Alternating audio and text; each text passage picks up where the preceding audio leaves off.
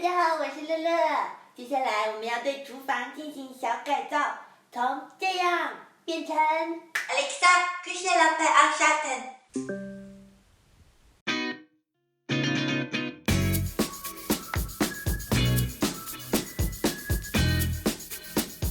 我们用 Adobe 的软件 AR 模拟的效果，我们的微波炉使用率很低啊，但是超级占地方，所以想做一个隔板把它抬起来。最终完成的隔板比这个规划要抬高了许多，等会儿会提到为什么要这样改动。我们买了2块木板，总长度240厘米，先给它们上油。这是厨房台面专用油，防水防霉的性能比较好。有兴趣的朋友可以看看我们保养二手餐桌的视频，也是用的它。先刷一个表面和4条侧边，要尽量刷均匀。侧面的油会聚集在下表面，形成液滴，用棉布吸收一下。刷好了之后就自然风干30到40分钟，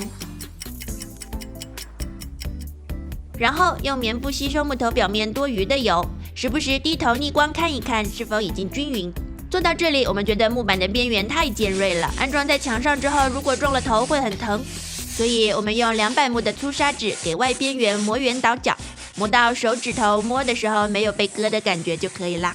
没有倒角的那一个侧边被记为内侧。木板翻过来以后，这一面用600目或者更细的砂纸打磨一下。清洁之后，重复刚才的刷油步骤。完成后就把木板放回到温暖的室内晾干吧。几天后我们要安装隔板啦，要在墙上打孔。每次打孔前，我们都用这个墙体管线探测器检查有没有不能打孔的区域。这面墙大部分区域都是安全的，除了这个插座竖直向下的地方，所以给木板对应的这个区域做了标记。金属支架必须安装在这个标记的内侧或者外侧。拿出 LED 霓虹灯带，灯带的厚度是6毫米，要给木板和墙之间留出这个间隙，所以支架比木板的边缘后退了6毫米。固定支架和木板的2颗螺丝长度不一样，因为支架的厚度有变化，所以我们为这个厚度分别选择了合适长度的螺丝。现在钻入螺丝，但是暂时没有完全固定，等会还会取出来。一般的厨房吊柜距离台面55到65厘米，在前面展示的 AR 模拟效果里就是距离台面65厘米，但我们试了试之后，决定把隔板抬高到85厘米。因为下面的橱柜不是普遍的60厘米宽，而是只有33厘米比较窄的。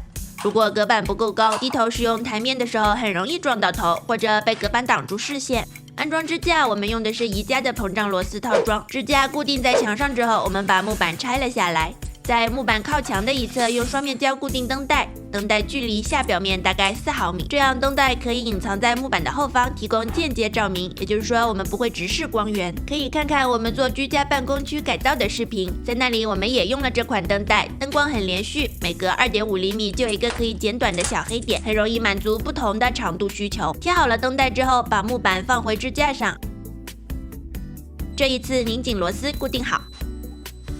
为了美观，我们给银色的螺丝盖了白色的小盖子，稍稍隐形一点。灯带和微波炉放在那么高的地方，不方便伸手去拔插头，所以智能排插就很有用啦。每个插孔都可以用手机 App 和 Alexa 语音分别控制。我们在改造居家办公区的时候也用到了。Alexa, Mikrowelle anschalten。完成啦！微波炉和我们的一些零食水果放在隔板上之后，原本有些拥挤的厨房台面变得特别宽敞啦。尤其重要的是，以前由于只有厨房天花板中心这一个灯源，我们在使用台面的时候，双手总是在自己的阴影之中，光线很不足。现在一条长长的灯带给这个台面补上了充足的照明，解决了一大问题。今天的分享就到这里啦，喜欢的朋友欢迎订阅、分享、点赞哦。